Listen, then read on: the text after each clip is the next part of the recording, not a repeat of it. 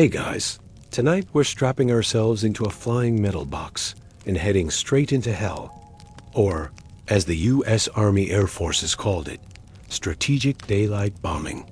So before you get comfortable, take a moment to like the video and subscribe, but only if you genuinely enjoy what I do here. Now, dim the lights. Maybe turn on a fan for that soft background hum, and let's ease into tonight's journey together. Drop a comment with where you're re-listening from and what time it is. Maybe you on the couch.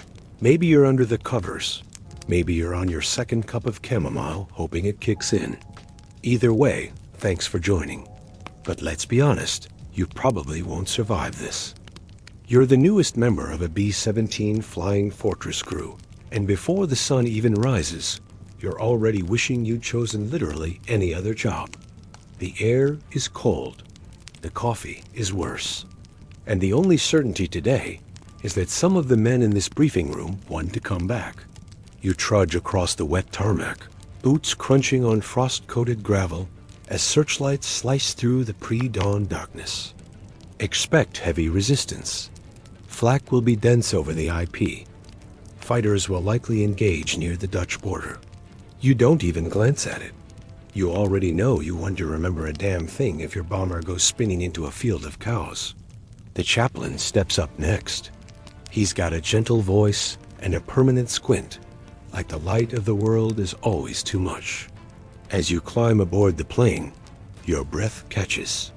Your heart's pounding, your ears are ringing, and a tiny voice in your head whispers, "This might actually be it."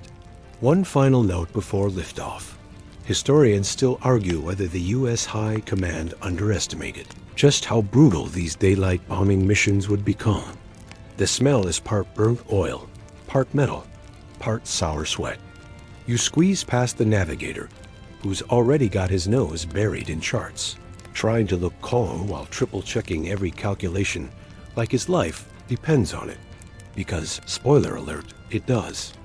Yeah, that version of you wouldn't survive 10 minutes up here. The B-17 is nicknamed the Flying Fortress, but don't let the bravado fool you. The bombardier gives you a quick nod as he straps in up front, surrounded by a glass nose that looks majestic from the ground, but feels like a death sentence at altitude. You try not to look too long at that nose section. Too many gunners end up with a front row seat to disaster. It's the kind of view they don't put on postcards. Some say they believed the formations would protect themselves. Others think it was a mix of optimism and political pressure. Either way, the men in these bombers were being asked to do the impossible fly straight into defended skies, in daylight, with no fighter escort early on. And you're one of them now. The fuselage isn't insulated. It's barely a step above a flying refrigerator. And just like that, you leave England behind. The climb is slow, punishing, and louder than anything you've ever experienced. 4 Wright Cyclone engines scream like tortured animals, the fuselage vibrating so hard your teeth chatter. Each one has its own special way of making you question every life choice that brought you here. The space is tight, your gear is bulky, and your seat, if you're lucky enough to have one, is usually just a metal pad that turns numbness into a lifestyle. It's freezing. Like, not wear a jacket. Cold more like your eyelashes are now icicles cold. The outside temperature at altitude hovers around -40 degrees, which, fun fact, is also where Fahrenheit and Celsius agree everything is awful. Your gloves feel like thick mittens dipped in cement. Your heated suit crackles unreliably, and any exposed skin instantly regrets its life decisions. You're not flying. You're enduring. Every rivet in the B-17 shivers with tension, and every bump in the sky feels personal. You shift your weight, trying to get comfortable, but that's a joke. There's no such thing as comfort in a flying fortress.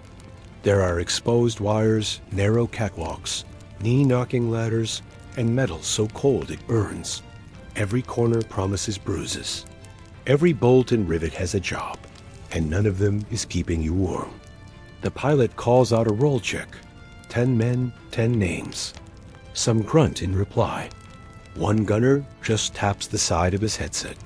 You're all so young.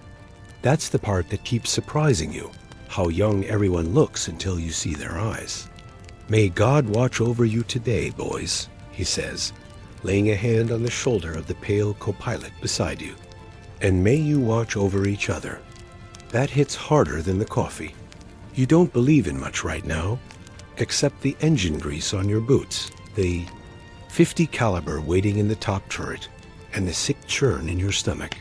Bomb load is 2,800 pounds, mixed payload. You scribble down notes, pretending your hands aren't shaking. Ground crewmen scurry like ants, loading bombs, checking gauges, giving thumbs up no one really believes. One mechanic pats the nose of a heavenly hitchhiker, like she is a beloved mule heading into a storm. Bring him back, he murmurs, and you wonder if he says it every morning. Probably. Now comes the part nobody wants to admit they dread, the gear-up ritual. You wrestle into layer after layer-long johns, uniform, flight suit, heated vest, parachute harness, Mae West life vest, flak vest, helmet, gloves, oxygen mask, headset. You feel like a walking pile of laundry. The Kentucky kid raises his hand to ask about cloud cover. The major shrugs. Should be clear skies. You'll see him coming.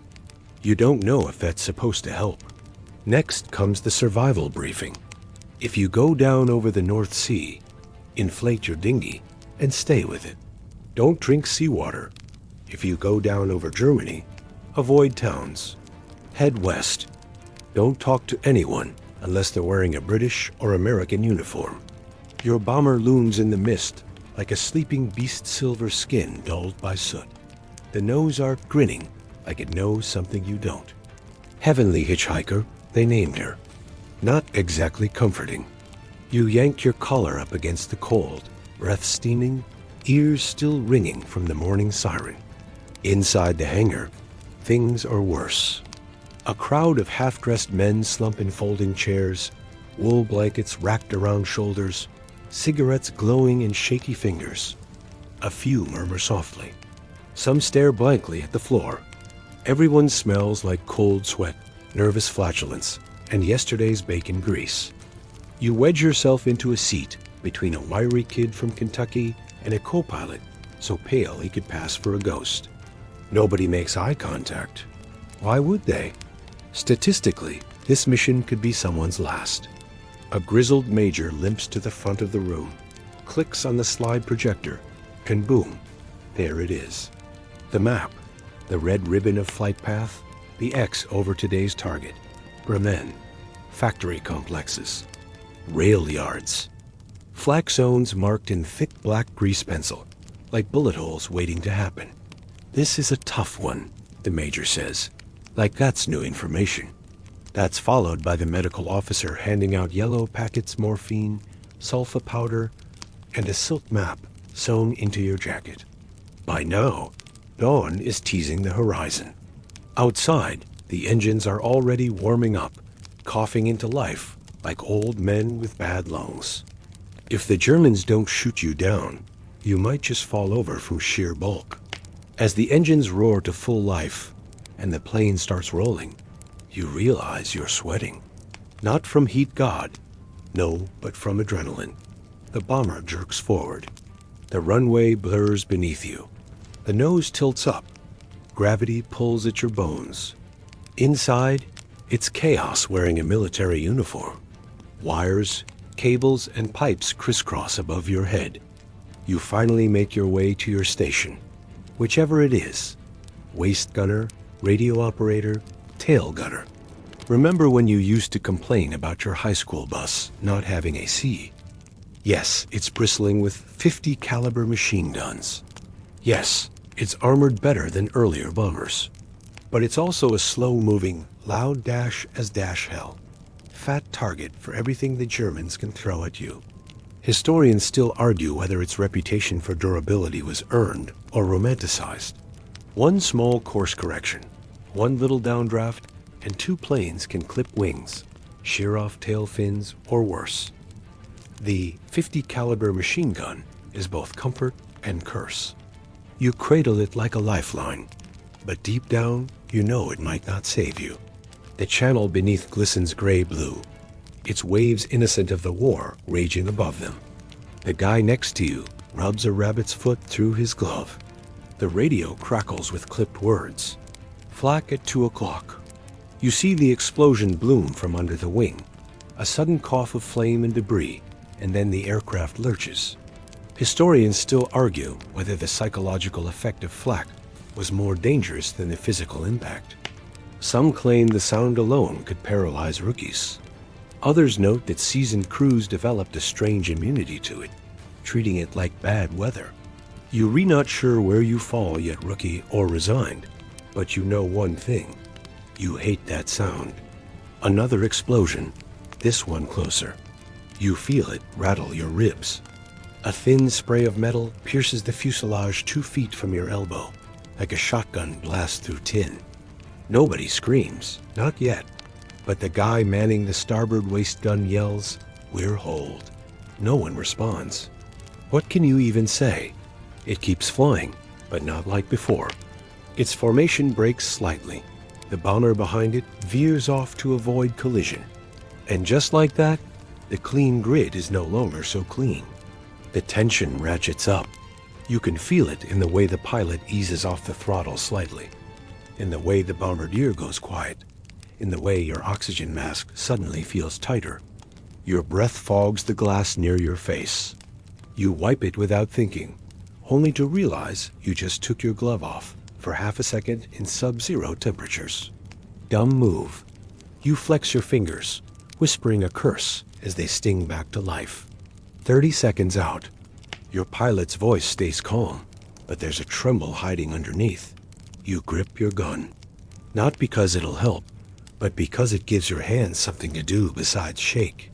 Outside, the sky suddenly blooms with bursts of black. Puffy at first, almost lazy looking if you didn't know better. But then it escalates.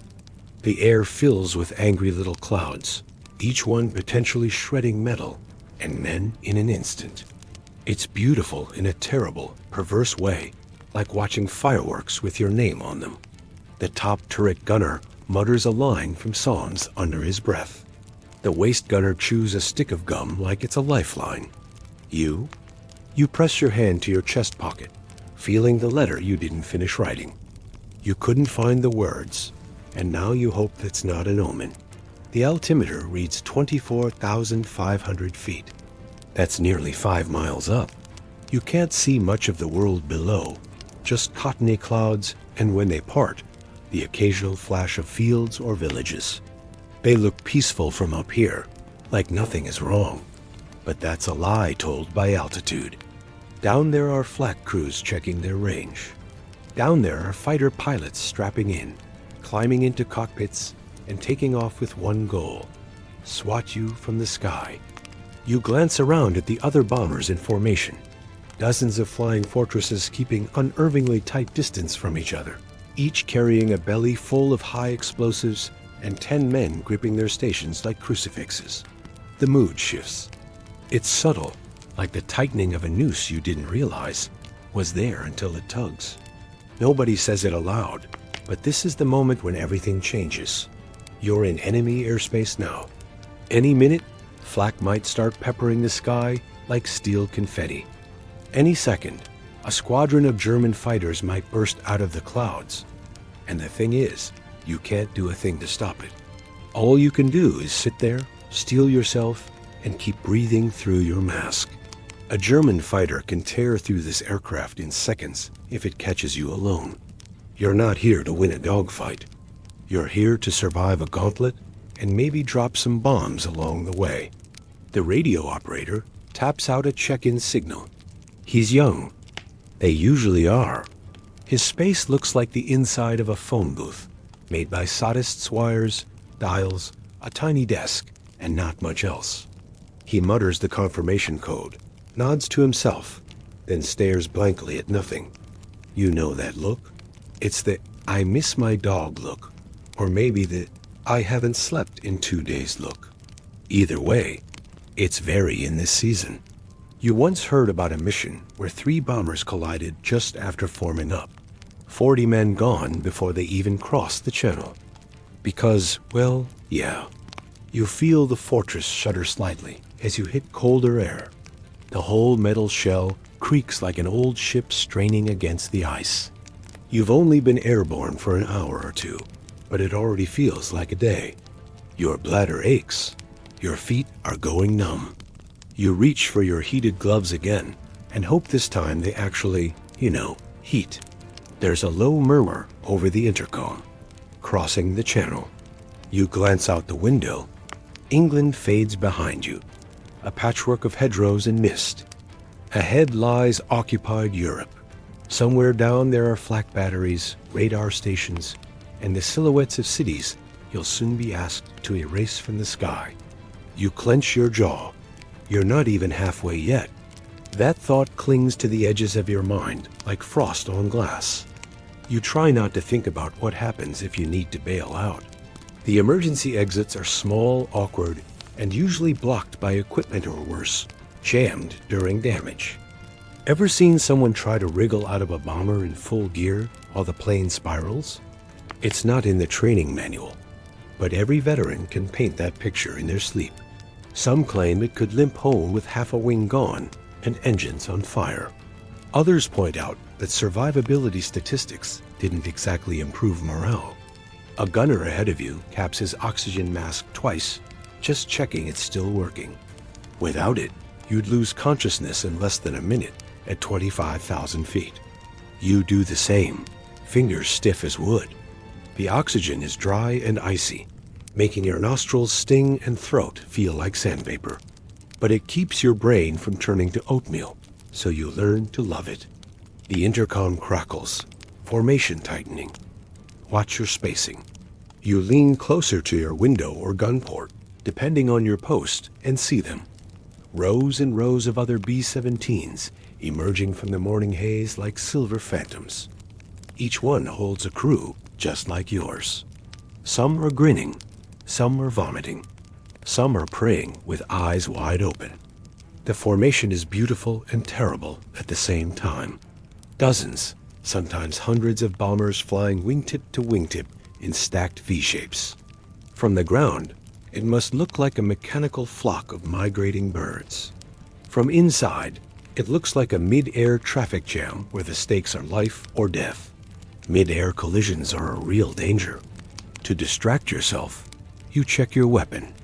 Meanwhile, your pilot and co-pilot are doing the quiet ballet of constant adjustment keeping altitude, trimming the wings, maintaining formation spacing, checking gauges like their lives depend on it. The English coastline disappears behind you like a last safe word in a dream that's about to become a nightmare. It's around this point in most missions that the rituals begin. Every crewman has one. And then it starts. You hear it before you see it, a distant boom, then another. Your stomach clenches. You flinch as the first real one hits. Not your plain one in the lower formation. Flak shells don't target individual planes. They explode near them, hoping the shrapnel does the rest. Then, something worse. Faint specks in the distance. At first, they look like birds. But you've been trained to recognize their flight pattern. They dart, they spiral, they circle. They're not birds. Their engines snarl like angry wolves as they slash through the sky. You can't check. You have to keep firing. One of the bombers in the lower left formation takes a direct hit to the wing. Fire blossoms. You watch in numb disbelief as it peels away, spiraling, smoke trailing like ribbon. No parachutes. You count. Still none. They're not getting out. You can't look anymore. One dives straight through the formation, its guns flickering with tiny muzzle flashes. But somehow you're still here. You wish you could say you feel brave. But really, you just feel cold. Tracers streak past your window like angry fireflies. The belly turret whirs to life, the gunner cursing as he tracks the blur. It's gray, cracked with smoke trails and angry with shrapnel clouds. The formation holds, but barely. The gaps between planes are growing looser, the lines more ragged. You re-on approach to the initial point, the last navigational mark before the bomb run, and the mood in your B-17 shifts from tense to surgical. His voice is calm as he calls out corrections. Drift left, steady. Hold altitude. The German gunners know the bomb run is your most vulnerable moment, and they know exactly where you're re-going. One burst explodes off your right wing. You hear metal shriek as shards hit the fuselage. It's the longest countdown you've ever heard. Each number lands like a hammer on your chest. 3, 2, 1, drop. And then nothing. The plane jerks upward from this sudden loss of weight, like it's taking a breath. The plane lurches. The waist gunner behind you shouts something, but you can't make it out. Probably a creative swear. Or a prayer. Another burst. Close.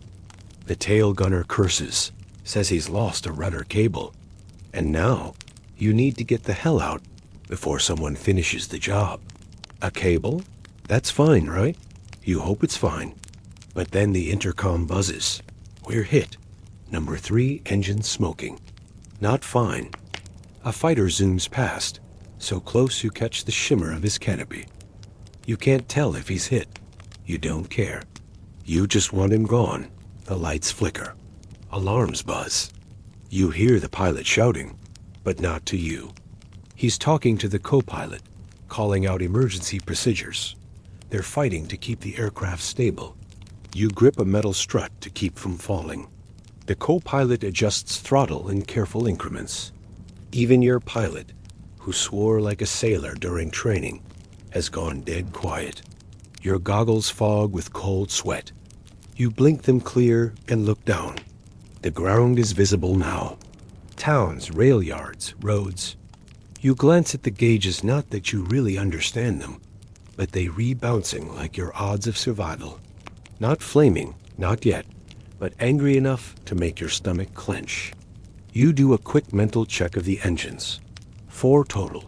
You can fly with 3, even limp home with 2. But you know what they say. You only stay airborne until the weight of your luck drags you down. The tail gunner yells, opens fire. You feel the plane shudder again as someone in another station lets loose with twin. 50 cals. Your own hands return to the trigger. Your finger numb but ready. And the target, the factory complex. Smoke rises from chimneys. Anti-aircraft flashes light up the fields around it. Just a soft sound, like someone saying not again. You glance back. The radio operator slumped. Blood on his flight jacket. The ball turret gunner's trying to reach him but can't leave his post. You want to help, but you're manning a gun. And you still might need it. You wonder if anyone down there is looking up. His hands had been mangled by shrapnel. He flew it anyway. You think about that guy a lot. Wonder if he made it back. Almost elegant. Bomb bay doors open in unison. Silver canisters tumble like toys, and smoke plumes rise below. A few bombers are trailing smoke. One is dropping altitude too fast. It might not make it. Others are banking slightly, trying to regroup. You can hear the strain in the pilot's voice as he tries to maintain position. Suddenly, a new sound rips through the sky. But being inside the bomber during those moments? That's a whole different story. Get ready, 2 minutes. Everyone hears it. No one replies. Wonder if he's watching from somewhere now, chuckling at how green you are. Just a perfect, steady path into the heart of enemy defenses. Because the Norden bomb sight, a mechanical marvel they treat like it as wholly only works if the plane is stable. So you fly like a sitting duck. You open fire too. You don't aim so much as spray and pray. Your 50 cal roars, the recoil thudding through your arms. Shell casings clatter around your feet. You think you see sparks on a fighter's wing, but it might just be your imagination. Adrenaline makes liars of your eyes. They're Messerschmitts, German fighters, no more weaving. The formation must go straight. For 2 seconds, you freeze. 2 seconds that could cost everything. You yank at the mechanism with clumsy gloves, fumble, swear, finally get it cleared. You fire again, just to feel something. Level, predictable, which also means easier to hit. They're fast, sleek, and cruelly efficient. You hear a scream short, cut off. Someone's been hit. You don't know who yet. Maybe someone in another plane. Maybe your own crew. The radio crackles. 5 minutes to IP. The initial point. The moment when you start the bomb run. That means no more evasive action. There's a story they tell, maybe true, maybe just aircrew folklore, about a bomber over Hamburg that had to fly 10 straight minutes under flak while the pilot held the yoke with his elbows. A Messerschmitt zips past so close you swear you saw the pilot's face. His mouth was open, either yelling or laughing. Hard to tell. Your gun jams. The sky is chaos. Planes burning, flak exploding, fighters weaving through it all like hunters through brush. By now, you've been in the air for hours, but it feels like days. The sky around you is no longer blue. The intercom clicks. From here on out, the plane must fly straight and level. No turns, no evasive diving, no banking to avoid flak. The bombardier crawls into position, nestling into the glass nose like a priest approaching the altar. You've seen bomb run footage. It looks peaceful. The sky around you erupts again. More flak, thicker this time. You can smell it now, burnt metal, cordite, the bitter tang of your own breath through the oxygen mask. The bombardier's voice sharpens. Bombs away in 10, 9. No explosion. No satisfying thud. Just a mechanical shudder as the bomb bay opens and the payload releases. For a moment, you feel weightless. Like you've left something behind. Then reality slams back. You glance to your right. Sure enough, engine 3 is trailing thick, dark smoke. Somewhere behind you, a crewman groans. Not loud, not dramatic. This is the moment that makes or breaks a mission. You've dropped your bombs. You've been hit. The formation is less of a formation now. Fighters. Again, the Luftwaffe isn't done. A second wave of Bf-109s comes screaming in from the west, catching your tail open. You fire blind. Tracers streak. Then boom. This time it's different. The whole aircraft lurches. Your head snaps forward. Something hit near the wing root. Hydraulics out, someone yells. We've got a fuel leak. You taste metal in your mouth. Not blood, just fear turned physical. One engine sputters, then coughs out. You're flying on 3 now. Historians still debate whether these missions truly weaken Germany's industrial capacity in the short term. Some argue that factories were rebuilt or relocated faster than expected. Others say the sustained pressure broke the back of the Nazi war machine. You don't know which side is right. What you do know is that it's hard to think about macroeconomic impacts when you in a burning plane trying not to die. The wounded bomber ahead of you begins to veer off. 2 parachutes open behind it, tiny white flowers in a gray sky. Another fighter still circling, picking off stragglers. You swing your gun, fire a burst.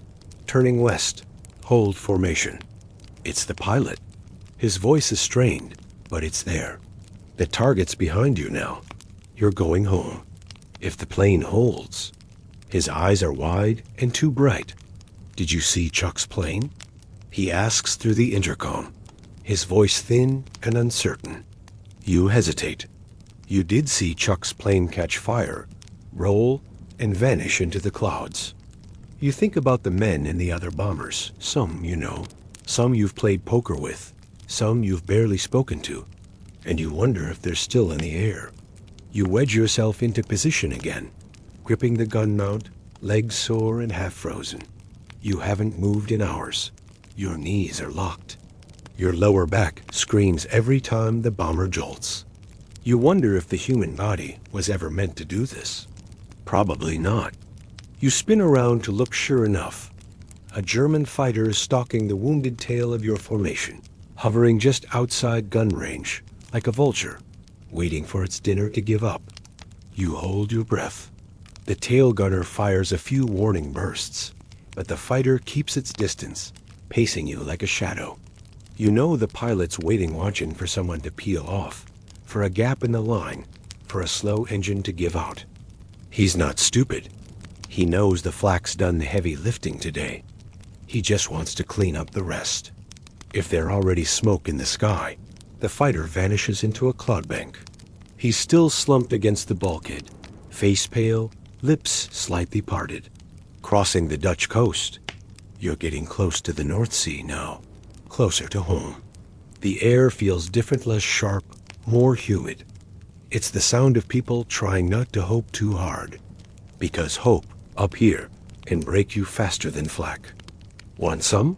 He says through the mask. You shake your head. Your stomach's been a clenched fist for hours. He shrugs and breaks it in half anyway, chewing slowly. Small defiance, maybe. Or maybe he just needs something that tastes normal. Like you're finally descending from some forgotten frozen realm.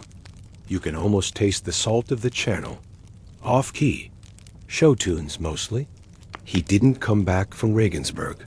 You still think of him when things get quiet like this. It's soft and warm from your body heat, and suddenly you remember the escape briefing again. If you go down, avoid roads. Head west. Don't trust anyone in uniform unless it's British or American. You wonder if you'll ever need it. His headset is dangling. The ball turret gunner crawled up to check him once earlier, then said nothing, just shook his head. No one says the word. But you all know, maybe less, and it feels like a lifetime. One of the overhead lights flickers, then dies completely. You just sit there, gripping cold metal, silently bargaining with the sky. The entire aircraft seems to sag. You glance out the port window, and that's when you see it. Fuel, spraying from the wing like a whisper. It's not a torrent, just a steady mist glinting in the sunlight. You don't know if he's gone or just circling. Either way, your pulse doesn't drop. Leaking fuel plus damaged engine plus electrical faults equals well. Let's just say you've seen enough training reels to know how that ends. You hit the intercom switch. Pilot, we've got a leak. Port wing, spraying, a pause. Then copy, we'll watch it. You try to push it away, but the truth follows you like cold breath. Statistically, 1 in 5 crews won't return from a mission like this. And it would be just your luck for everything to fall apart now. You don't say that. You just mumble. Could have pulled out, and hope the lie is enough to get him through the next hour. If the fighters don't circle back. At this height, war looks like dust on a table. But every smudge and shadow holds lives, stories, ruined homes. Somewhere down there, a child is probably chasing a chicken through rubble. Somewhere else, a family hides in a cellar, waiting for the whine of engines to pass. If you're wounded, don't fade before you land. If, it's probably useless. He's already diving away. But you do it anyway, because you're still alive. And that means something. You hold your breath, waiting for more. None appear. You don't know what you hit. Maybe a factory. Maybe a railway. Maybe something that used to be a bakery. The bombardier did his job. So did you. That's what you tell yourself. Everyone did what they were told. Another is running hot, sputtering like it's debating retirement. Others argue it caused untold civilian suffering without decisive results. You're not a historian. You're just cold, tired, and trying not to die in a flying wreck. The instruments are twitching, and somewhere in the back of the aircraft, fuel is leaking slowly, steadily, the way blood pools beneath a wound. You know it. The pilot knows it. The crew knows it, but there's no time to fix anything.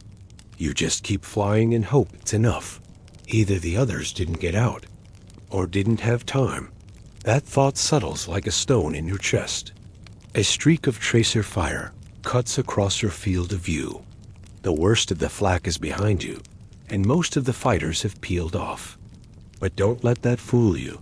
This part of the mission? It's the quiet panic. The part where you start to realize just how badly the plane is holding together and how far you still have to go. The intercom crackles.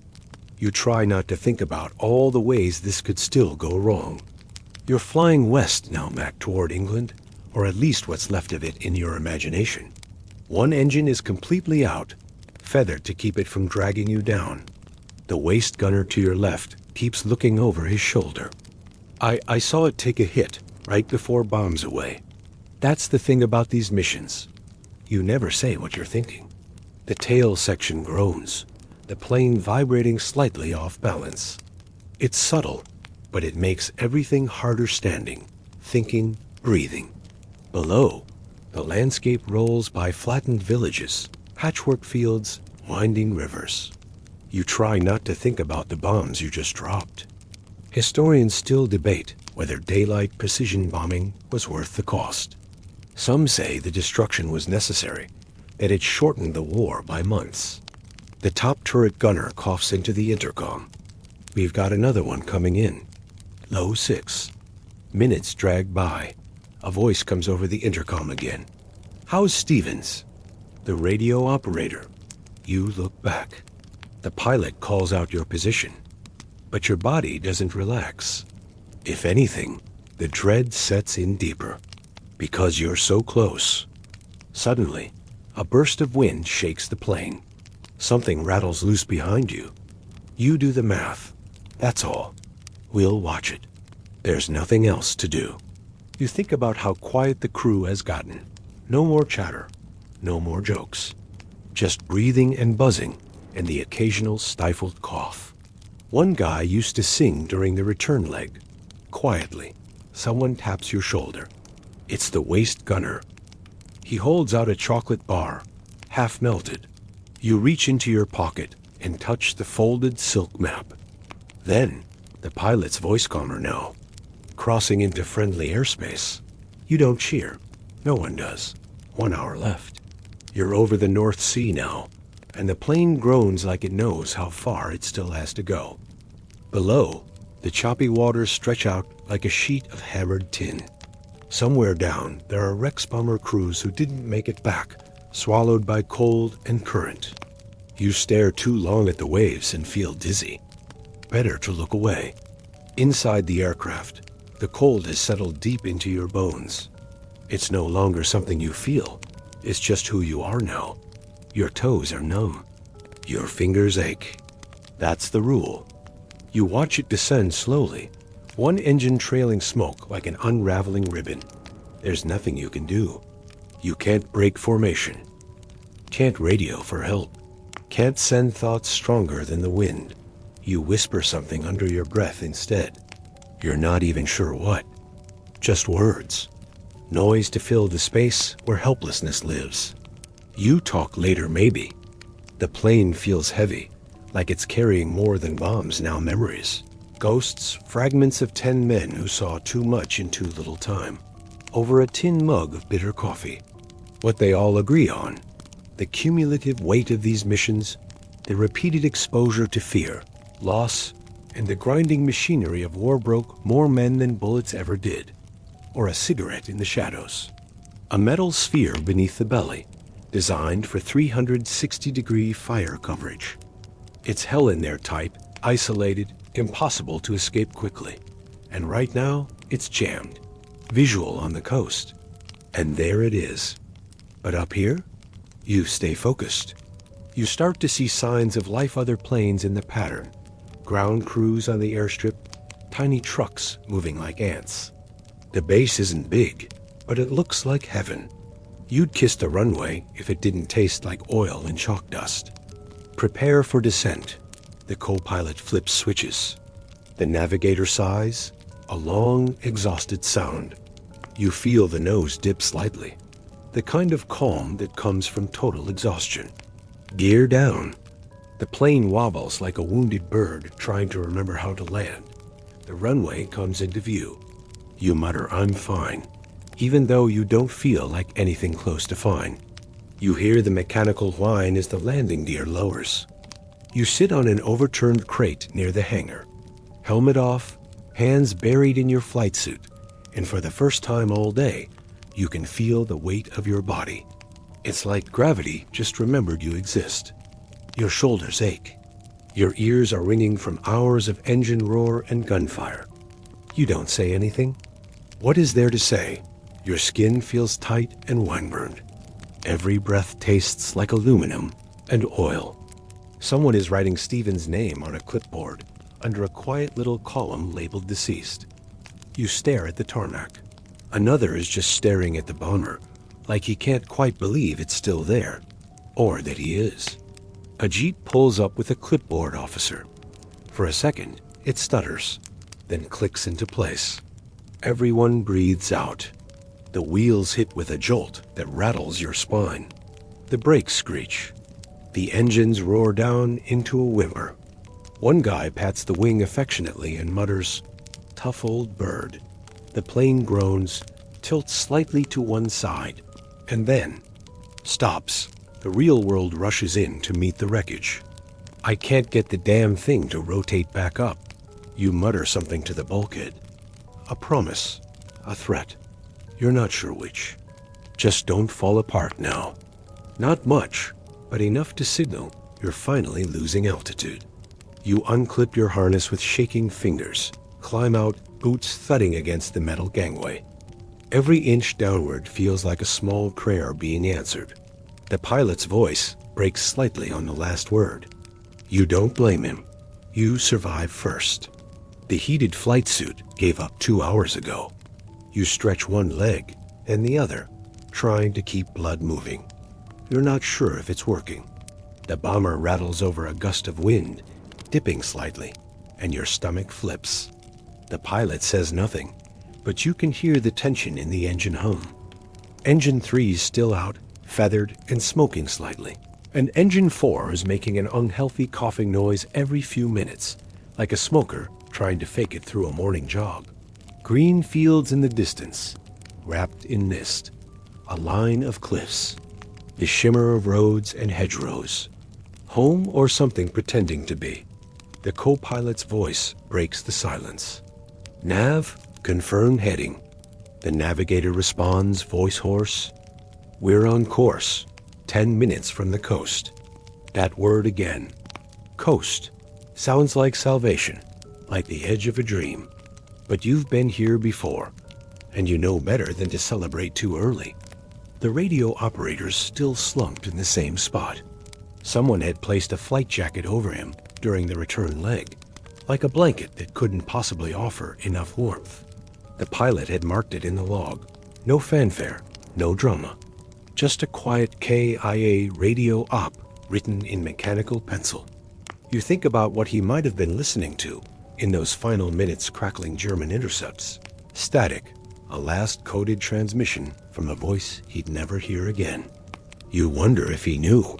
The most dangerous part of a mission isn't always the target, it's the trip home, when the adrenaline fades and the damage starts talking. You do a quick mental check of your own body. Still breathing, still fingers and toes, though it's hard to tell if they're moving. No blood, no injuries. That makes you one of the lucky ones. And then you remember Stevens. He hasn't moved, not once. Nobody talks about it. Another B-17 in your formation signals, engine failure wiggling its wings, a silent gesture that means, I'm peeling off. The flak is gone. The fighters are gone. But the damage lingers. Holes in the fuselage whistle with wind. Electrical panels flicker. Historians still argue whether the USAF underestimated the mental toll these missions took. Some say it built character. Others call it institutionalized trauma. Your pilot calls out again. England. The intercom crackles. Still, the plane fights. The wings shudder. The frame groans. The entire machine feels like it's unraveling, held together by spit, tape, and willpower. The ball turret gunner calls up. The ball turret. The pilot replies. We'll get it when we land. Hang tight. You don't envy that guy. He'll be the last one out of the aircraft, assuming you make it that far. The bomber banks slightly, circling for approach. Your pilot's voice is calm now. Too calm. Flaps down. More noise. More creaks.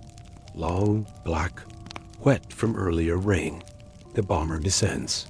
You grip the nearest rail, brace yourself, can close your eyes. Silence. You're still alive. The smell of fuel, oil, and burned metal fills your nose. The intercom buzzes. Cut engines. Outside, the ground crew sprints toward the plane. Medics with stretchers. Mechanics with toolboxes. Officers with clipboards. The door opens. Cold English air floods in wet, green, real. You blink at the light. Your knees nearly buckle. A medic helps you down, and you hear them voices counting names, roll calls, head counts. Someone is crying. Someone is puking behind the hangar. It's just cement, but it feels like salvation. The crew's scattered around the plane, silent. A few guys sit on the ground. One is lighting a cigarette with trembling fingers. He doesn't smile, just nods and asks your name. You answer on instinct. He checks it off a list. There's a long pause before he says it. Sorry about your radio operator. You nod. The ground crew is already swarming the B-17, checking the damage, muttering over bullet holes, fuel leaks, and buckled panels. You wonder if he says that every time. You hope so. You stand, legs shaky, and shuffle toward the debriefing tent. The others follow in silence. No one speaks on the walk there. Your boots crunch against gravel. Somewhere behind you, another bomber is landing wheels screeching, metal clanging. You hear it wobble and feel a jolt of irrational envy. At least it didn't fall apart in midair. Inside the tent, the air is thick with cigarette smoke, sweat, and quiet tension. A pot of coffee sits on a folding table, but no one moves toward it. The debrief officer waves you in, motions toward the battered map on the wall. All right, let's start with flak. Where was it worst? The navigator points at a section near Bremen. Here, dense, layered. We saw multiple bursts at 22,000 and 25,000 feet. Fighters? 2 waves, the top turret gunner says. First came in near the IP Focke-Wulfs, mostly. Second wave hit us on the way out, BF-109s. You describe the damaged engine, the leak, the evasive dive that saved you, the chute that didn't open from the bomber in the lower left formation. Every detail, every movement, every second you can remember. The officer scribbles notes without looking up. It feels clinical, disconnected, like you're filing a report about someone else's life. Casualties? Stevens, someone murmurs. Took a hit during the bomb run. Didn't make it. The officer pauses. Confirmed? A nod. He writes it down like he's adding up lunch rations. Historians still argue about the value of these reports. Some say they were vital for refining strategy. Others argue they reduced men to date another notch in a ledger of death and survival. Either way, they were mandatory. You couldn't even eat until the debrief was done. Eventually, the officer dismisses you. That's all. Get some rest. You're off tomorrow. The phrase hits you sideways. Off tomorrow. As if you just finished a desk shift or a paper route. As if today wasn't a game of Russian roulette with wings. You step back into the daylight. It's mid-afternoon now, and the sun feels too bright. The world looks the same, but something inside you has shifted. You can't put your finger on it, but it's there like a splinter in the soul. The mess tent isn't far. Inside, the smell of canned stew and powdered mashed potatoes wafts through the air like a cruel joke. You grab a tray, barely register what's on it, and sit down next to the waist gunner. He's eating slowly, mechanically, like chewing takes effort. Wasn't supposed to be this bad, he says, unprompted. They said Bremen would be lighter today. You nod, because you heard the same thing. He pokes at his food. Chuck didn't make it. You swallow hard. Yeah, I saw one shoot. Just one. Silence. Then he says it, the thing everyone's thinking. How many more of these do you think we can do? You don't answer. You don't know the answer. Nobody does. The Army says 25 missions, and you rotate home. That's the magic number. But it's just that, a number. A myth. You've seen guys make it to 18 and vanish on 19. You've seen rookies go down on their first flight. 25 might as well be 100. Or 0. You finish your meal, toss the tray in the bin, and walk out. Later, back at the barracks, you sit on your bunk, boots still on, staring at the floorboards. Someone's playing cards in the corner. Someone else is snoring. A few beds are empty. Stephen's bunk is still made. His pack sits neatly at the foot, untouched. You wonder who will clear it out. Maybe you. Maybe not. You lie back, eyes open. The ceiling above is dull olive green. You trace the cracks in the paint with your gaze. A draft slips through the window. You pull the blanket tighter. That's when it hits you. You made it. You didn't think you would. You never really do. But you did. The engines didn't give out. The fuel didn't ignite. The wing held. The fighter missed. You came back. Stevens didn't. Chuck didn't. But you did. You don't feel proud. You don't feel victorious. You feel tired. Like your bones have aged a decade in a day. Like your heart is bruised. Like the part of you that used to hope has gone quiet for a while. Sleep creeps in slowly. Your limbs grow heavier. The bunk stops creaking. The noise in the room softens. In your mind, you're still 25,000 feet up, still watching the flak blossom around you, still gripping your gun, still whispering not yet prayers into the oxygen mask. You know you'll fly again. Maybe in 2 days. Maybe next week. The rotation doesn't stop. There's always another target. Always another name on the list. But for now, for tonight, you rest. Tomorrow can wait. Morning breaks with a low fog that clings to the grass like ghosts reluctant to leave. The base is quiet, muffled by dew and routine. Somewhere, a generator hums. A jeep rolls slowly across the perimeter road. You hear birds reel birds, not the metallic ones that breathe fire and carry bombs. You sit on a bench outside the barracks, a tin mug of black coffee warm in your hands. It's terrible, of course bitter and thin, but you sip it like it's medicine, because in a way, it is. A ritual, a signal to your body that you're still alive, that this day will be spent walking and not flying. Your crew is scattered across the yard. The tail gunner's feeding a stray dog with bits of stale biscuit. The pilot's standing beside a mechanic, gesturing toward the bomber like he's trying to explain what it felt like, not just what broke. The co-pilot hasn't said a word since the debrief. Just silence and the occasional nod. Someone calls your name. It's the squadron clerk. He hands you a clipboard and a pen. You know what this is. Paperwork. You sign next to your name. Confirm your return. Confirm Stephen's death. Confirm the ammunition count. Confirm you were here.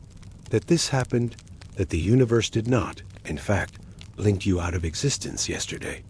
Later, in the operations tent, a chalkboard is updated. Names erased. New targets penciled in. Next to your plane's name, someone writes, "Out of service engine repair." You feel a strange pang of affection. Like the heavenly hitchhiker, is a crew member too battered, limping, but still breathing. The rest of the day is yours. You're not on the mission list. You should be relieved, and part of you is. But another part, the louder one, feels a strange twitch of guilt. Other bombers are flying today. Other crews are taking off. You get to rest, and they don't. So you wander. The base is a sprawl of low buildings and muddy paths. There's a PX that smells like shoe polish and chewing gum. You buy a chocolate bar and stick it in your pocket. You probably won't eat it. but it's good to know it's there. There's a chapel too, a small one, with plain wooden benches and a tilted cross at the front. You slip in, sit at the back. A few others are scattered throughout, heads bowed, not praying, just sitting, breathing in quiet that isn't artificial. You stare at the grain in the wood for a long time. There's a term some guys use flak happy. It doesn't mean you're cheerful. It means your nerves are gone. Your hands shake when nothing's wrong. You jump when someone drops a wrench. You dream in engine noise. Nobody says it out loud, but everyone knows what to look for. You wonder how close you are.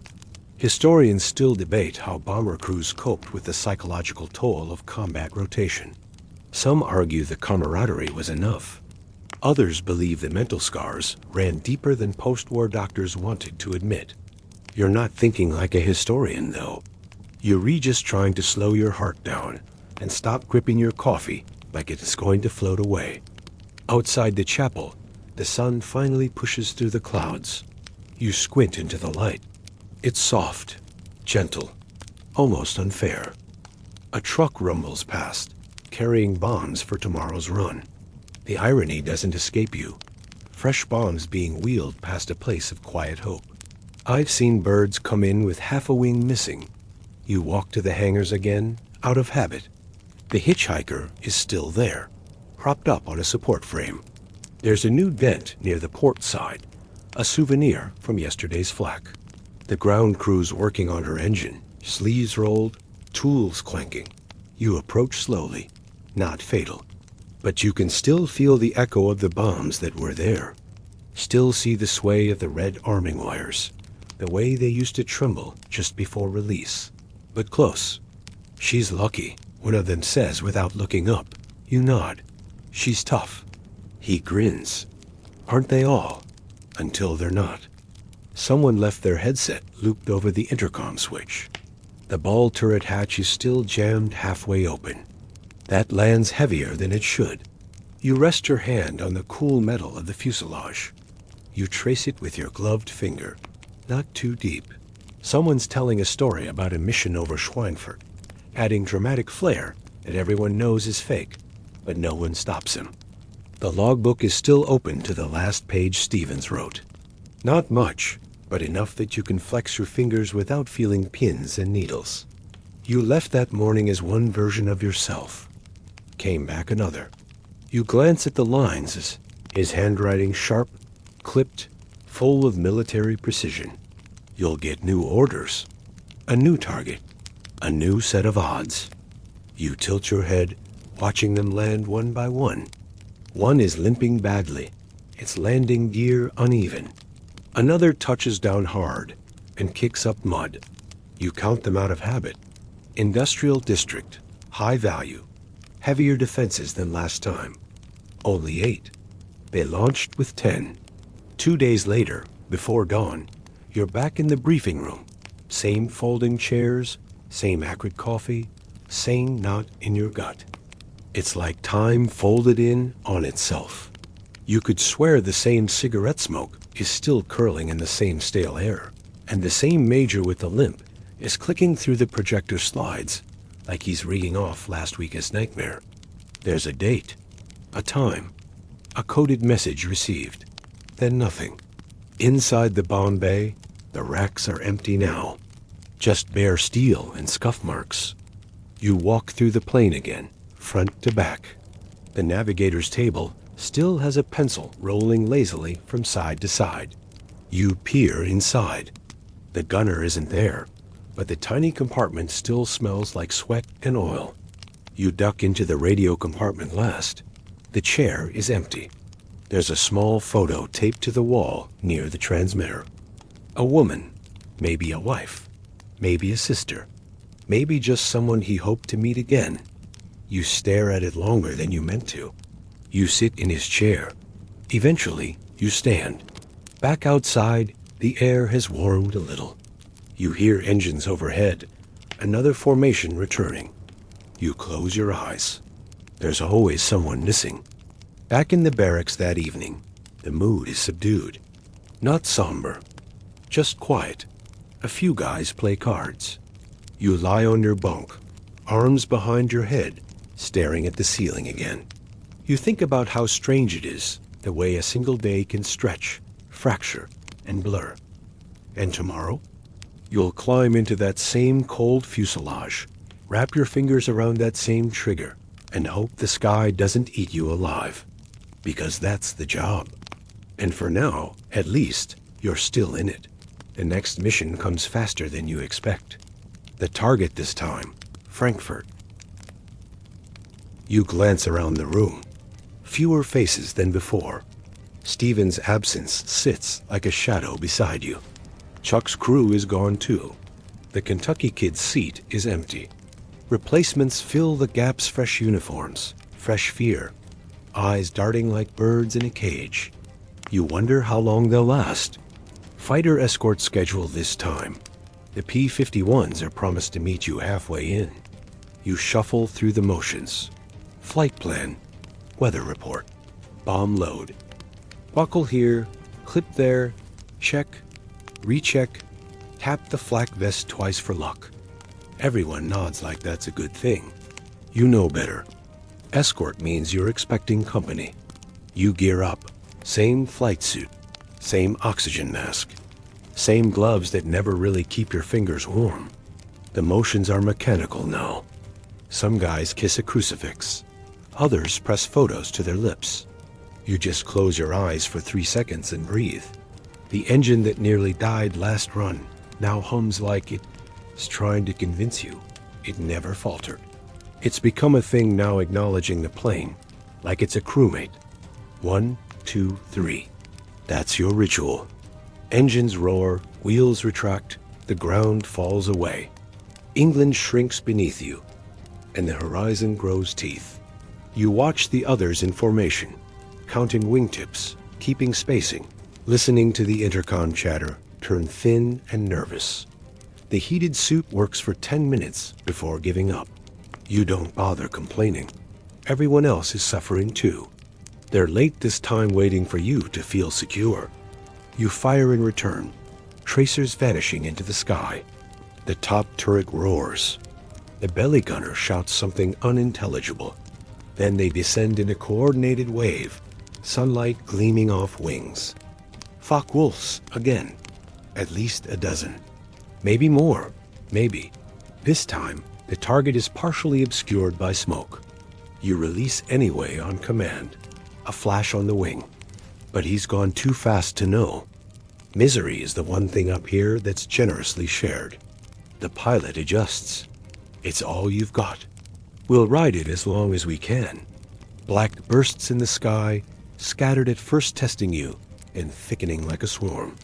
Outside, the heavenly hitchhiker is waiting, patched up, freshly fueled and looking deceptively whole.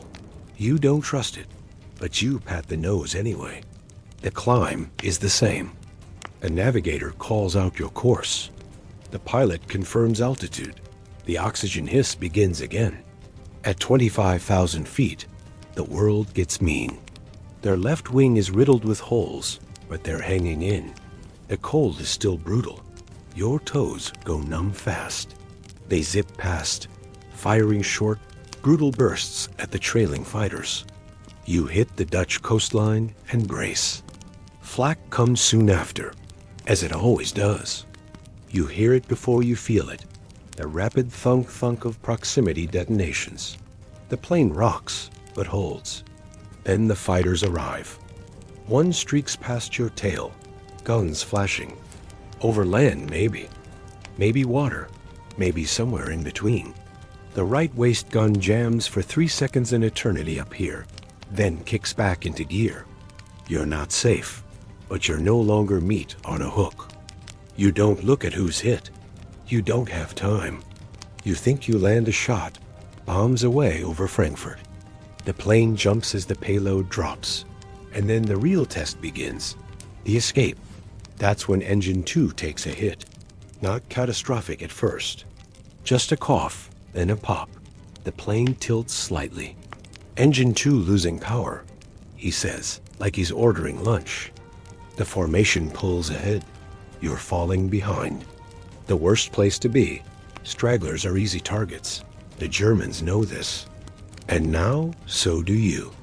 The radio is filled with clipped voices, calls for help, calls for medic, screams abruptly cut short. You recognize none of them. You recognize all of them. You're alone now. Not completely. One other B-17 is with you, matching your speed. You don't know their names. Doesn't matter. Up here, even strangers fly like brothers. The escort finally arrives. 2 P-51 Mustangs swooping in like silver angels. One German breaks off, trailing smoke. Another spins out and vanishes into cloud. The relief is overwhelming. Engine 2 dies fully 30 minutes later.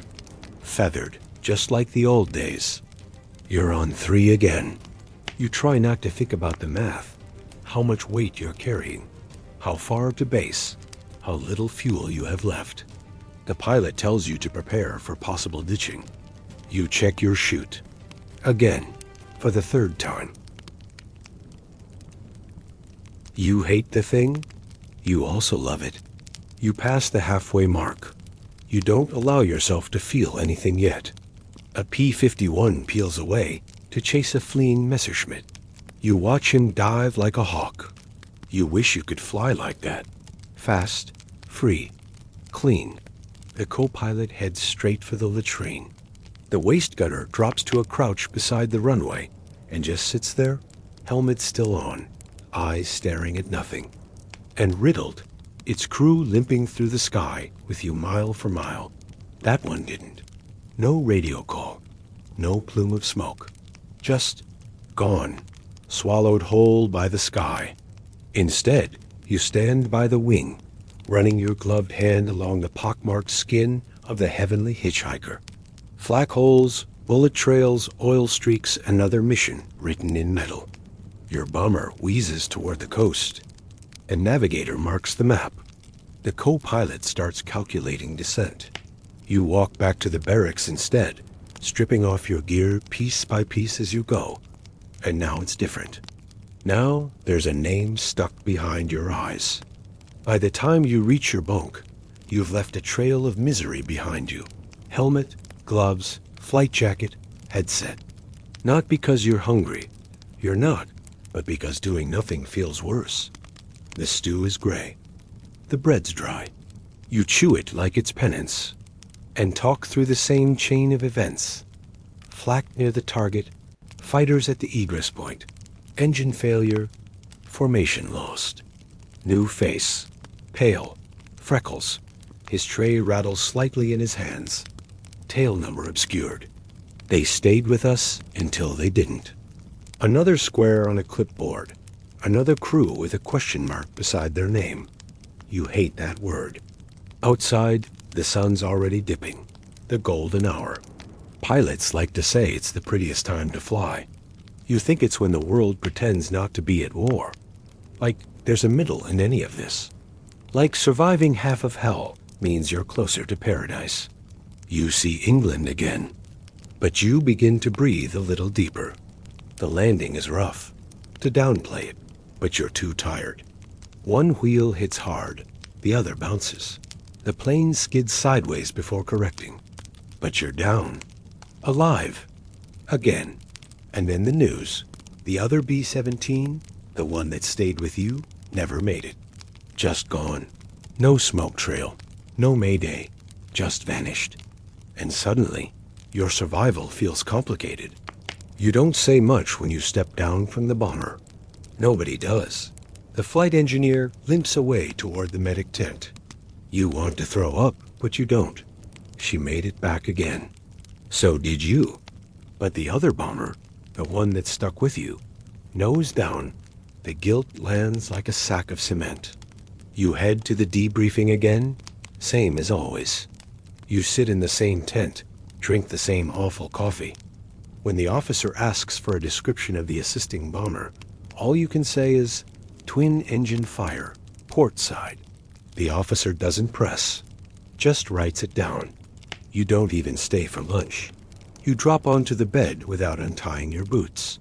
You lie there, staring at the ceiling again, The same crack in the paint you've memorized after every mission. You don't even know it. But it's there. Later, you find yourself at the mess tent. A young gunner from another crew sits beside you. "Was that you limping in this morning?" he asks. You nod. "Damn. Looked bad." You nod again. He fidgets with a spoon and asks, "How many missions you flown?" You want to lie. 12. His eyebrows lift. 12, man? That's almost halfway. Halfway. You scrape the last of the stew from the bowl and stand without saying goodbye. You walk along the flight line again.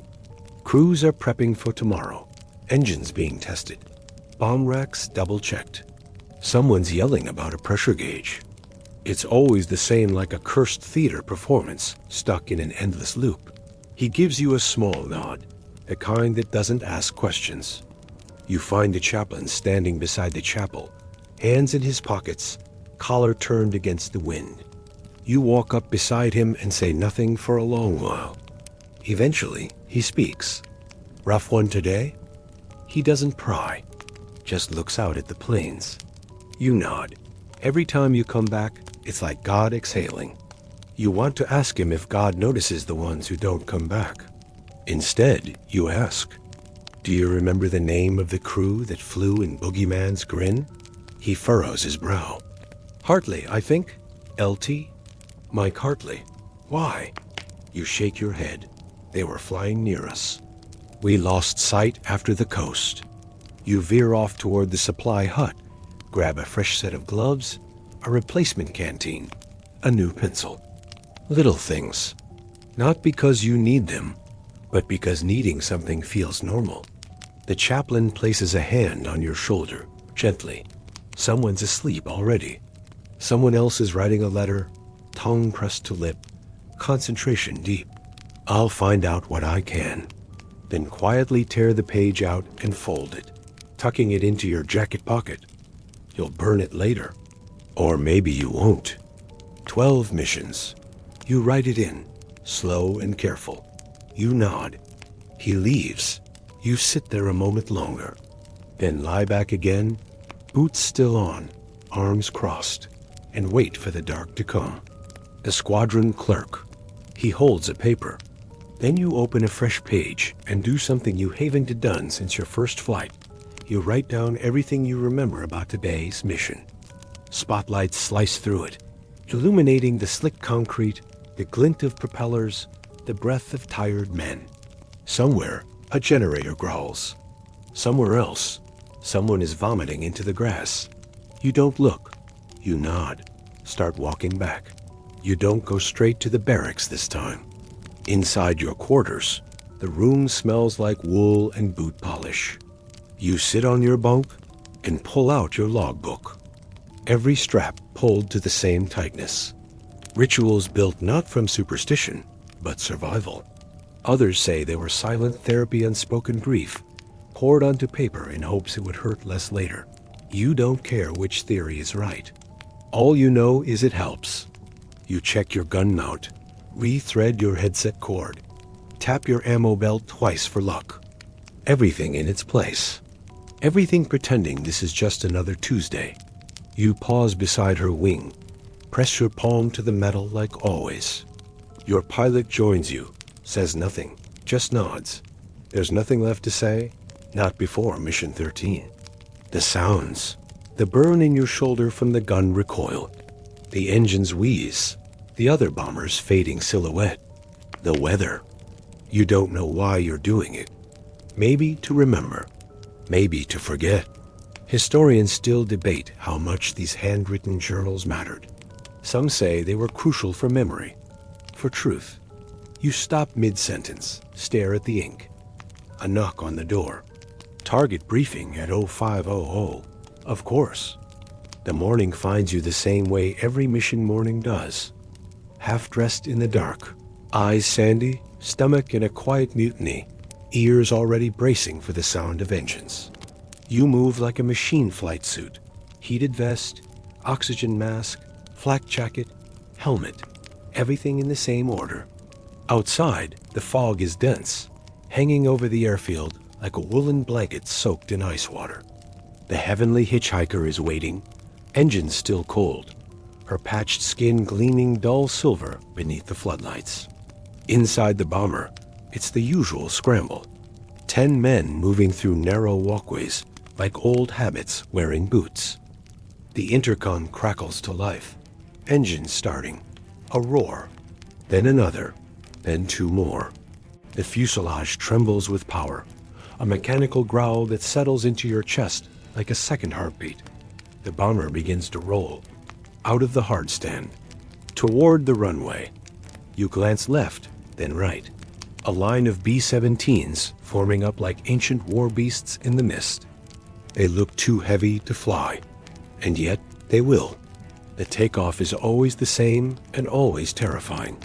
The weight, the noise, the moment when the tail lifts, the split second where you wonder if this time you'll fail to leave the ground. But then the wheels rise, the landing gear retracts, and you are airborne again. Climbing, always climbing. The sky this morning is a bruised purple. The formation tightens.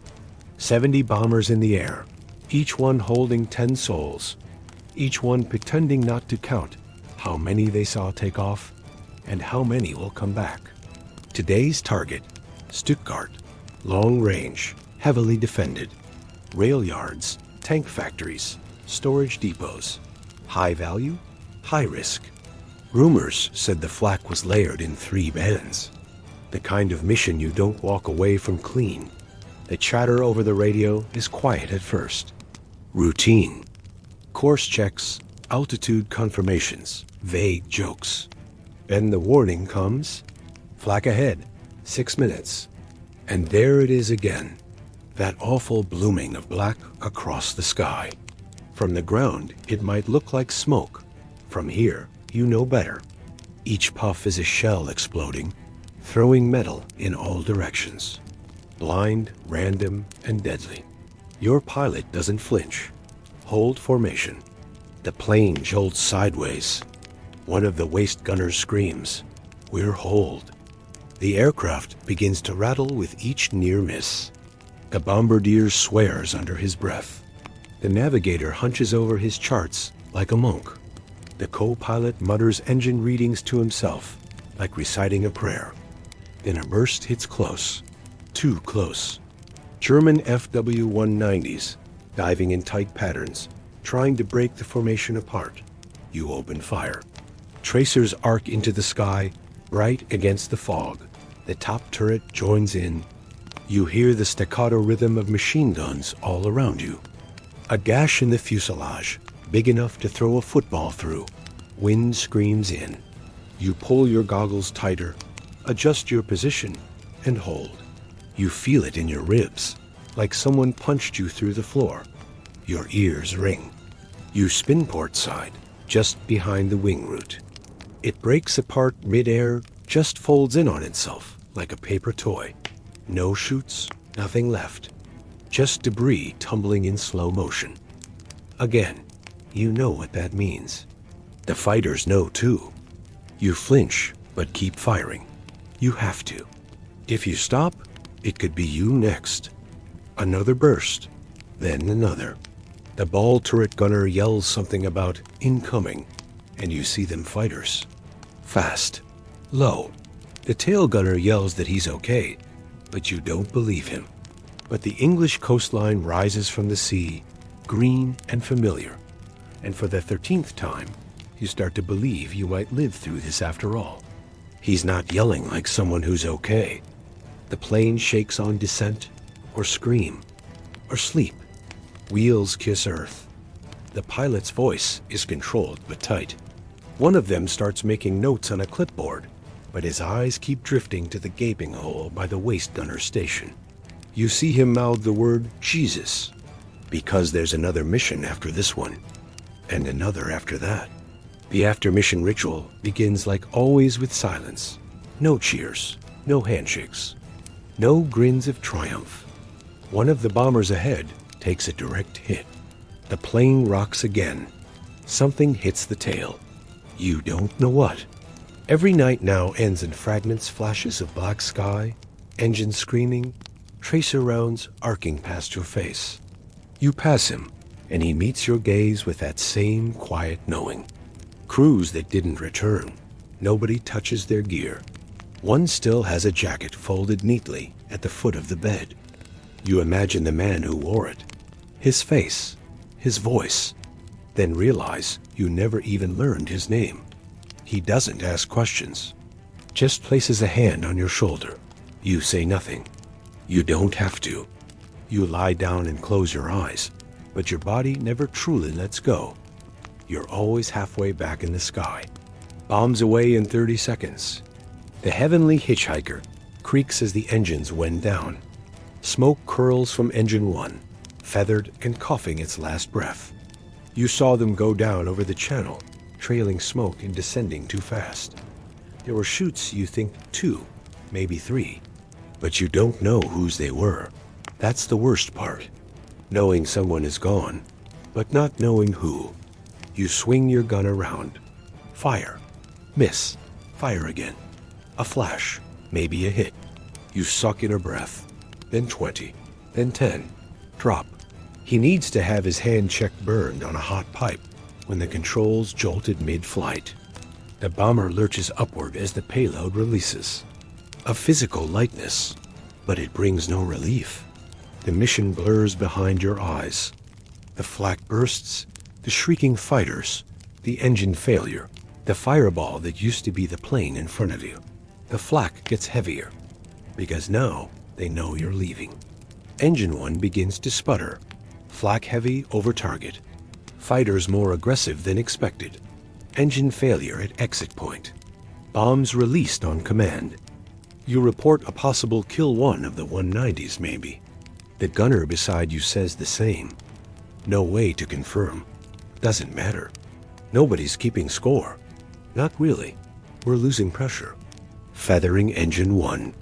You're on 3. Again, you begin to fall back. You watch one Mustang slice across the sky like a knife through velvet. It guns down a German in a clean, arcing dive. The FW-190 explodes midair, fire trailing across the clouds. You almost cry with relief. 2 peel off from the main assault. Dive toward your crippled aircraft like wolves chasing a limping deer. The belly turret lets out a burst. Then silence. We've lost turret comms. The engineer yells. You grit your teeth. Every second now is survival. P-51s arrive blessed, silver-winged angels. They scatter the fighters, at least for now. The rest of the flight is a blur. Your body aches. Your fingers are stiff. You can't feel your nose. The runway is waiting. You land. Again. You survived. Again. You climb down the ladder, boots touching the blessed ground. And for one glorious second, you want to fall to your knees and laugh. But all you do is walk. Just 10 men climbing out of a battered aircraft, each one a little more bent than before. Each one walking like their boots are filled with concrete. The ground crew is already wheeling over with toolkits and stretchers. You follow your pilot to the medic tent first. Protocol. You sit on the steps while they patch him up, staring down at the mud-crusted tips of your boots. Someone didn't come back again. That much is obvious. At debrief, you say your piece. Any wounded? The officer asks. You glance at the pilot's bandaged hand. Just one. He scribbles something, nods. Next mission's in 48. Make sure your crew's rested. You want to laugh. Rested? You haven't truly slept in weeks. Not since mission 5, maybe 6. Outside the debrief tent, the chaplain waits again. That night, the barracks is quiet. Too quiet. 3 bunks sit empty. You sit on your own bunk, arms wrapped around your knees. Someone across the room tunes a radio static, then swing music, then static again. Someone else smokes in silence, exhaling toward the ceiling, like the answers might live in the smoke rings. You pull out your logbook. Mission 13, Stuttgart. What is there to say? That the flak was thick enough to walk on? That engine one failed just like last time? That you fired 800 rounds and still felt helpless the entire time? You pause before writing anything. You close the book without writing a word. Sleep comes reluctantly, dragging its heels. When it finally does, it brings dreams soaked in noise screams, exploding wings, spinning altimeters. You wake up twice drenched in sweat, pulse hammering like you're still in the gunner's chair. The next morning is cloudy, with the faint smell of diesel hanging in the air. He's wiping oil from his hands with a rag, eyes squinting at the sky. You're not on the roster today. A new crew is flying in your place. The pilot, Lieutenant Hanley, is on his first run. Young, clean uniform, polished boots. You hate him a little for that. Not because he's fresh, but because you know what that shine looks like after a bombing run. Tarnished, faded, or gone. You walk out to the runway to watch them take off. A new formation, new names, new targets. The same war. As the bombers lift into the gray, one by one, a mechanic walks up beside you. What would they say now? Probably nothing. You write about the sky, the noise, the ice, the fear. Maybe not. Almost enough to hide the memory of gunfire still echoing in your head. Breathe in and wait for sleep that may or may not come. Because tomorrow, there might be another mission. Before the sun even dares show its face, your body has taken over for the clock. You write about the gun freezing, about the plane shaking apart mid-air, about the feeling of being completely out of control and trying to act like you weren't. You wander the base for a while, ending up at the chapel again. It's empty this time. Just you and the sound of wind brushing the doorframe. You sit in the back, hands clasped, not really praying. The coffee is lukewarm and bitter, but you drink it anyway. Not loud. Just a subtle shift back stiffen. Jaws tighten, pens pause mid-scribble. Berlin means something different. Heavier. More dangerous. It's the center of everything. The capital. The heart of the beast. The red string of your route stretched like a vein across Europe. Today's target. Berlin. This one will not be easy. Expect layered flak. Expect organized fighter response. We're going in heavy, and we're going in deep. Not for taste, for routine. Your pilot sits beside you, one hand still bandaged, the other holding a tin cup. You nod, but you all know the stakes are far from abstract. He nods back. It's enough. Just being. The mythical halfway point. Not that it means much anymore. You've seen too many men vanish before 10, and a few after 20. Numbers are just promises the war keeps breaking. You hear the muffled clink of a canteen cap twisting off. You lace up in silence. Mission 14. The way the air smells different on mission mornings, like damp canvas, cigarette ash, and iron. Someone asked me once, he says, why we fix these birds just to send them back into hell. You glance at him. What did you say? He shrugs, because they come back. You nod. Then he adds, some of them anyway. That part hangs in the air. You look at the rows of benches. Imagine Steven sitting here, or Chuck, or the unnamed crew from Boogeyman's Grin. Because up there, words mean very little. Only action matters. Only the next mission. You rise and leave as quietly as you came. That evening, you write a letter, not to anyone in particular, just to yourself. You don't sign it. You fold it. You tuck it inside your logbook. Maybe one day you'll read it again. You lie back on your bunk and listen to the rain pattering on the tin roof. A soft sound. You close your eyes, and you need to be ready. The following morning starts the way most do now, without light, without ceremony. You wait before the bugle, before the knock. It knows the rhythm too well, the way the chill settles into the bones.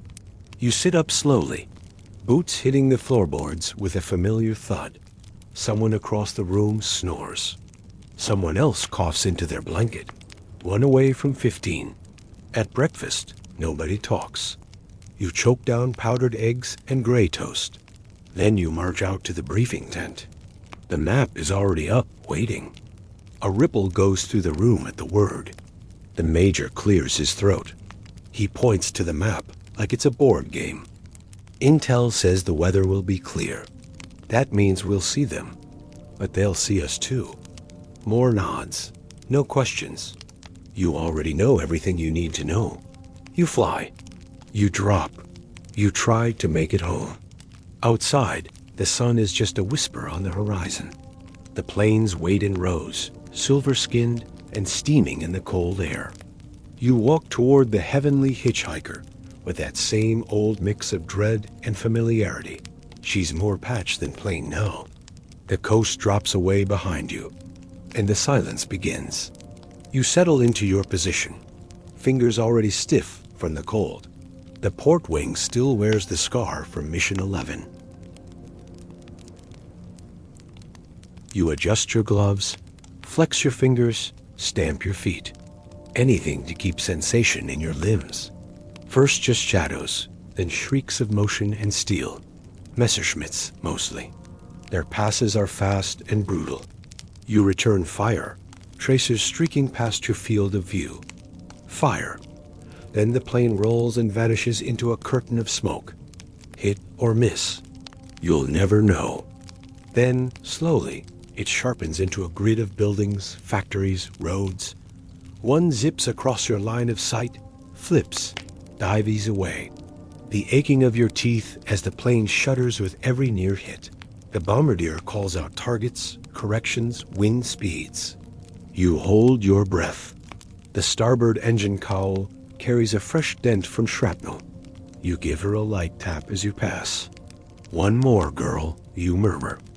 Inside the bomber, it's business as usual. Checks, straps, guns, oxygen lines. The intercom buzzes to life. The navigator's voice is calm. Climbing to altitude. You know they're using radar now. Predictive targeting.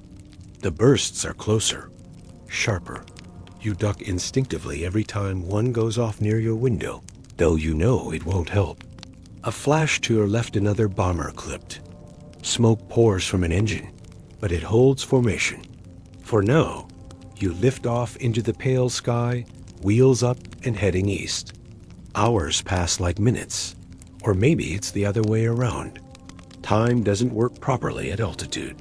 You exist in a strange middle space, too high to be part of the world, too low to be free of it. At 27,000 feet, the temperature outside drops below -40.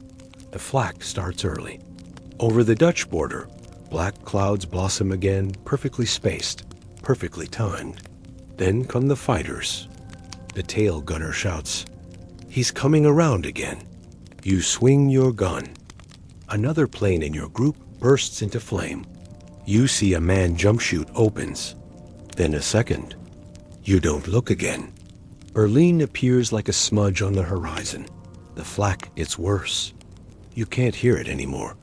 It's just part of the noise. The constant thunder of it. The shaking metal. The bomb bay doors open. 5 seconds, 3, 1. Drop. The plane jolts upward. The bombs fall, and Berlin burns. Or will. You can't look. You're already too busy watching the flak come heavier on the way out. The sky is now a maze of smoke trails and streaking fighters, not toward home, but sideways, angling northwest. Not safety, just less danger.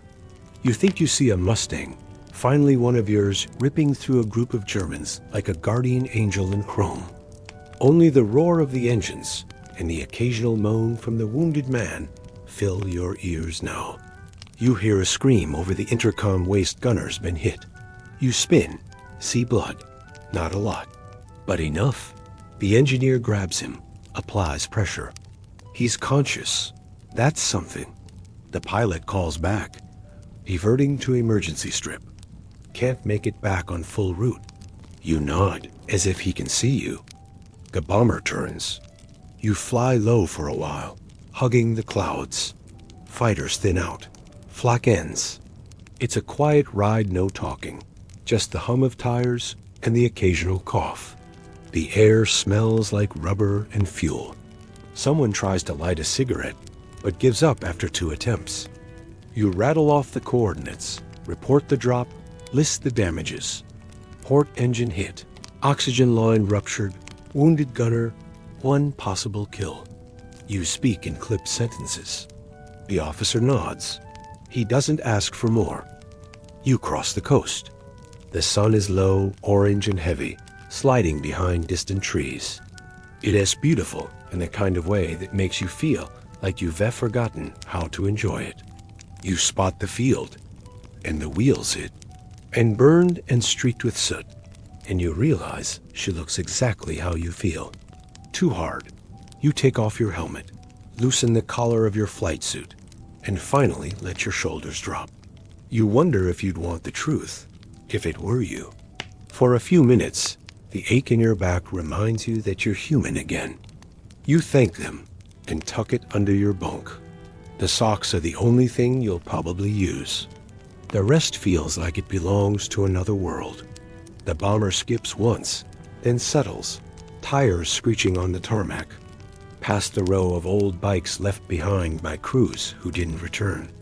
You find a fence post and sit on it for a while, watching the horizon for shapes in the clouds.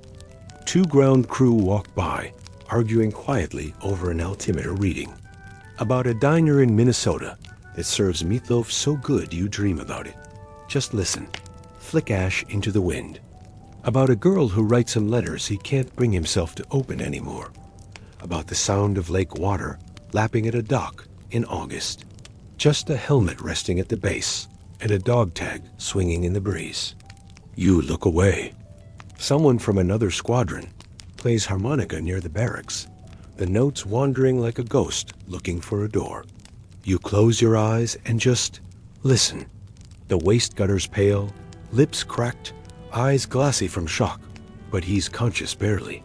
An honest-to-God hot shower. The steam feels like forgiveness. You sit on the edge, unlacing your boots, letting the chill creep back into your socks. Stare at the ceiling. Think about nothing and everything. Every squeaky hinge, every footstep in gravel makes your spine twitch. You catch yourself glancing at the sky too often. Your hands are still vibrating with the echo of gunfire. Your ears still filled with the phantom roar of 4 engines. You help lower him onto the stretcher, fingers fumbling with his flight jacket snaps. He tries to talk but gives up. You stop. Silence. You made it. Barely. The pilot has oil on his collar. The co-pilot's hands won't stop shaking. One of the gunners is slumped against the fuselage, eyes closed, whispering a name you don't recognize. Nobody moves to ask. And still, part of you is already bracing for the next one. Because Berlin isn't going anywhere. And neither are you. They bring the ambulance out before the engines even shut down. There's no strength left for words. The medics nod to you and wheel him away toward the field hospital, tires squeaking on wet pavement. You stand there for a long moment, watching the stretcher disappear into the fog. Your gloves are stained, not with much, just enough. You wipe your hands on your trousers without thinking. The rest of the crew gathers by the wing, all of you breathing like you haven't exhaled in hours. The heavenly hitchhiker groans as the engine cools. You glance up at her. Battered, you're taken by truck back to your home base. When you arrive, the sky is turning a sickly shade of evening. The debrief is short. You sit in the tent again, same folding chair, same coffee that tastes like wet cardboard. Then, take 72 hours. Maintenance will look over the aircraft. We'll resupply your station. You blink. 72? He nods. You've earned it. You almost laugh. Not because it is funny, but because the idea of time off feels more foreign than the cockpit of a Messerschmitt. Outside, you sit on a crate, watching the last of the light bleed into the horizon. A jeep passes, headlights off. Inside the barracks, You find your bunk untouched, a small miracle. You lie back. You wonder how the waist gunner is doing, whether he's awake, whether he's asking about the crew. You wonder if his family will get a telegram, or just a letter that says he's resting and recovering. You fall asleep fully dressed, body curled in on itself like it's trying to disappear. In the morning, someone brings you a Red Cross parcel soap, gum, chocolate, socks. You spend the first day of leave mostly walking, nowhere in particular, past the motor pool, past the infirmary. At one point, you come across a fresh grave behind the chapel. A simple white wooden cross. No name on it yet. On day 2, you finally shower. A real one. Not a sponge bath, not a quick rinse. Your muscles try to unwind, though they don't quite know how. You scrub until your skin turns red. You stay under the water until it runs cold. Later, you sit outside the mess with your pilot, sharing a cigarette. He talks about home. You don't talk much. By the 3rd day, you're restless again. The quiet is louder than the engines know. You walk out to the edge of the runway and watch another crew come in. Their landing is rough. The plane's listing. One wheel is dragging. A hatch is open, flapping in the wind. You count the chutes again. 1, 2, 4. Not enough. The ambulance pulls up. You don't move. You've seen it before. You'll see it again. Some say it was unavoidable. Others believe command knew and sent them anyway. Medics rush. Historians still argue whether the B-17 crews should have flown so many missions with such high casualty rates. It doesn't matter to you. What matters is that you flew. You fought. You came back. 14 times now. And Mission 15 is next. You walk back to your bunk that night, stars overhead, boots silent in the dirt.